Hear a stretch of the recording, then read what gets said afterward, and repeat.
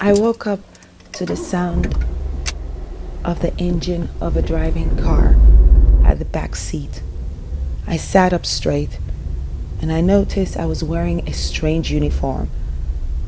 It was asymmetrical, shoulder short sleeve, high midline neckline, all the way over my knees. There was a huge number in front of my chest, 408, in black bold numbers. It was in khaki color. It was the most unflattering dress I ever saw or wore. I felt like I had no identity, like my name wasn't Ornitopthera, but just a number. I felt a sense of panic, but then relief, as I remember how I got in this car the first place. I was being driven by a strange man who ignored me completely as I was waking up. My memory started to bombard me with the scenarios which took place previously. The meeting at the city council with Minister of Agriculture, the politician, and his persuasive, salacious, but robust daughter. Party in a house on a floating island. Baobab trees. The Pollock painting. Weird, savory butterfly man sitting naked. The other room with a boa constrictor in a chest box. Fine china cups. Me looking into the pond, horrified at my reflection of a wing span attached onto my back. The snake squeezing the life out of the butler. The eyes of the butterfly man bulging out of the socket of his head. Blood dripping out of one and the same person, turning into corpse blue. Standing naked, watching this awful, heinous act while I just came from the sex deed we just had. I just stood there in daze, awestruck, not for the snake choking this man, but for me escaping death.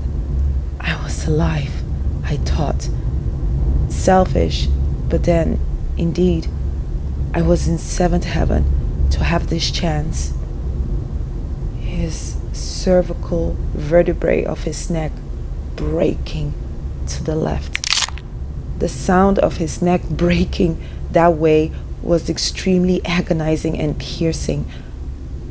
The description of the memory alone is tormenting. Then the car I was in suddenly hit a bump. It made me come back to my senses where I was. I didn't know where I was. On our way to Moorhill, and everywhere was all greenery, pure forest and grass. And then I became aware of the beautiful swampy bayou. This was definitely New Orleans. That's how I knew where we were. I read in the papers that Moorhill was an old abandoned psychiatric hospital in the 30s.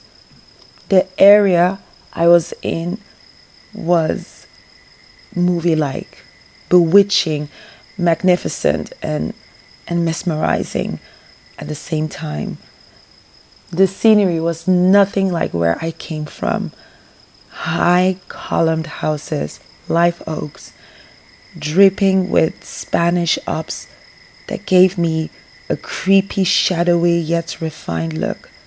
The fireflies lit up the forest like you wouldn't believe. It was like Christmas in summer. The chirping crickets I felt brought me into a trance. Through the opening of the window, I felt redemption. As we drove into the passage of Moorhill Estate, I wanted to kick the door and escape, but the doors were electronically shut, and since the driver was completely ignoring me, I didn't have the courage to, which was odd.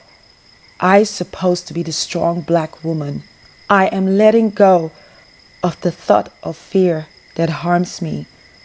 My feelings of sadness are valid but temporary. I am going to make it. This life is my own. And I'm making room for positive thought. I believe in myself. I can do this. But instead, I felt numb.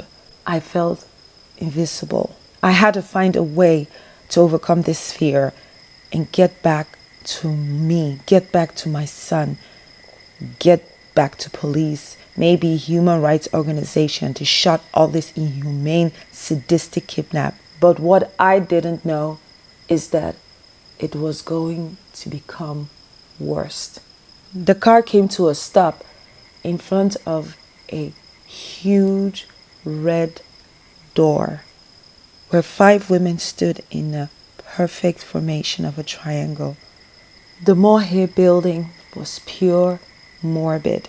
Next to it was a enormous ethereal ghoulish tree, completely engulfed with spider web. There must have been 1,000,000 spiders. The whole tree was spider infected. It made my skin crawl into goosebumps. The building itself was concrete, smooth concrete, with a huge red door.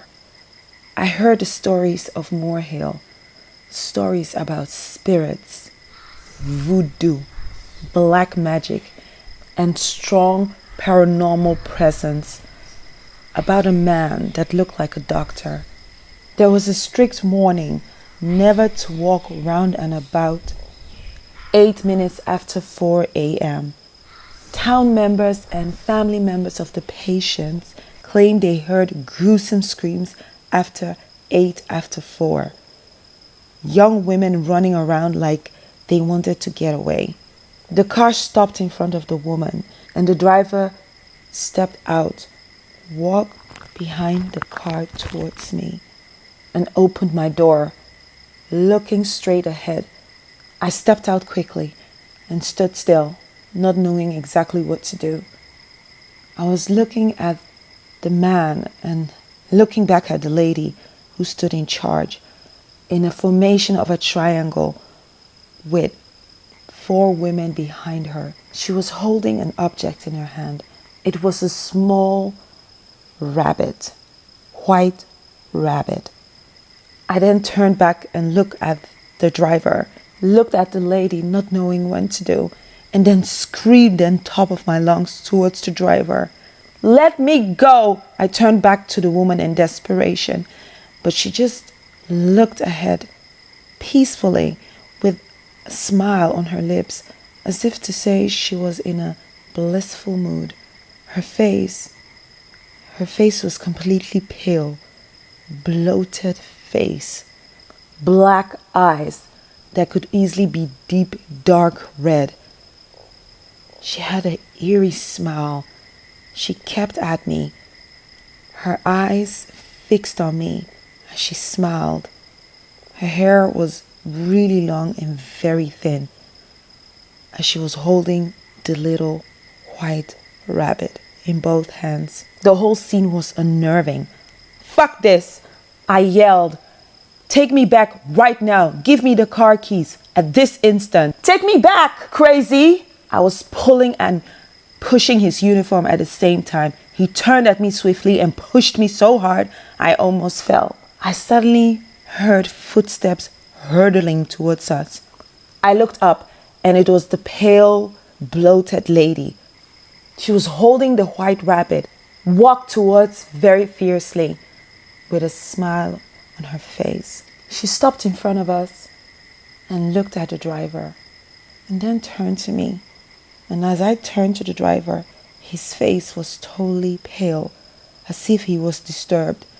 The eerie-looking woman, in a calm, collected smile, took the white rabbit in her left hand, extended in front of me and balanced it perfectly on her hand, and with her right hand went into her right pocket, pulled out a mini shotgun, smiled wider at me, and blew the driver's head off. His head exploded like a melon.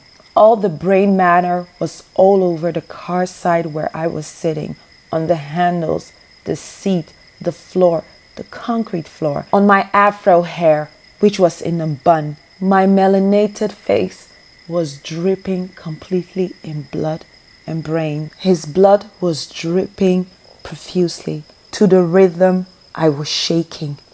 The eerie woman lowered her gun, still holding the rabbit perfectly in her palm of her left hand.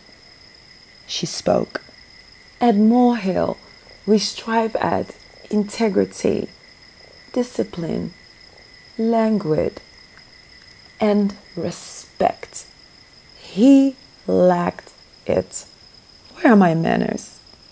I am Madame Lurduva, and you are? I couldn't speak. The lady smiled wider and said in a much higher tone, "You are?" She looked at the corpse that was now headless and turned to me. I quickly said, "Ornitopthera." "Welcome at Moorhill, my dear. You're such a delight.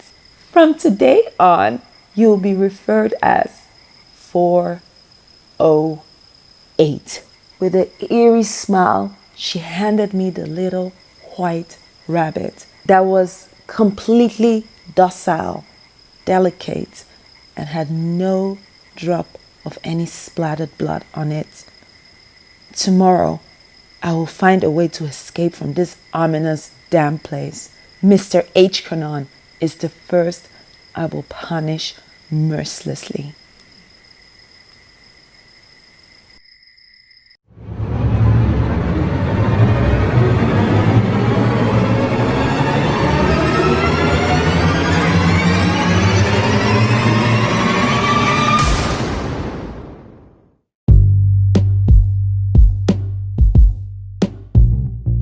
Wow. Wow. Thank you, Golden Nutchies, for listening to Golden Yeah, Hot Air, and Curl Up, where we'll be sharing interesting stories or spicy ones, relationship, self-love in form of affirmations. You'll also be getting amazing interviews from people with real-life incorrigible experiences or experts.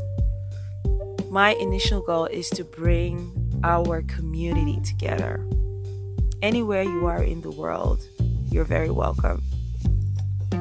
My email is beautyshop@gmail.com. If you have suggestions or information, articles, stories you would like me to share on, they're very welcome. Please make sure you subscribe, rate, and comment this episode on any podcast you come across. Thank you. Love, peace, and coconut water.